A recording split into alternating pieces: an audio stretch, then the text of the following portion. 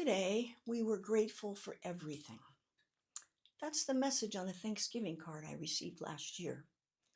I keep it prominently displayed in my living room. I love it because every time I see it, it stops me in my tracks and reminds me to drop whatever I'm doing and go through a list in my head. Why bother, you might ask? Melody Beattie explains it better than I can. She says, gratitude unlocks the fullness of life.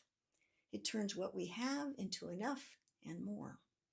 It turns denial into acceptance, chaos into order, confusion to clarity.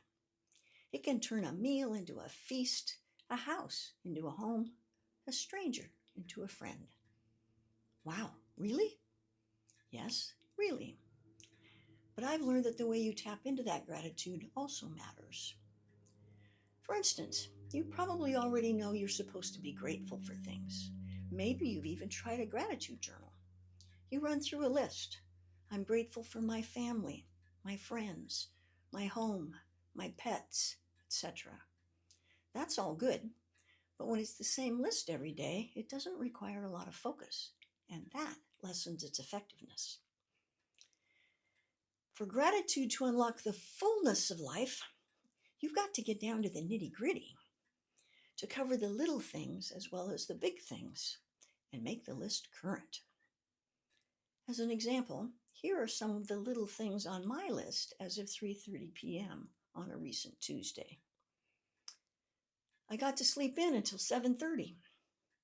I didn't have to do any exercises and my arms weren't sore from the previous day's workout.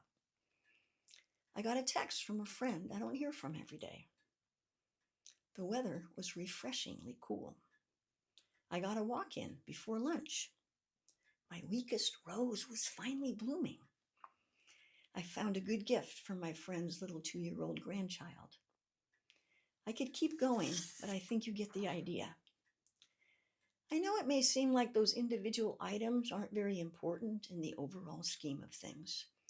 However, by taking the time to come up with that list, I'm focusing on my good fortune instead of the nuisances of everyday life.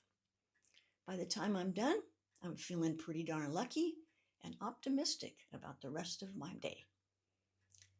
If you don't have time to make a list in the middle of the day, do it first thing in the morning and include the little things from the previous day.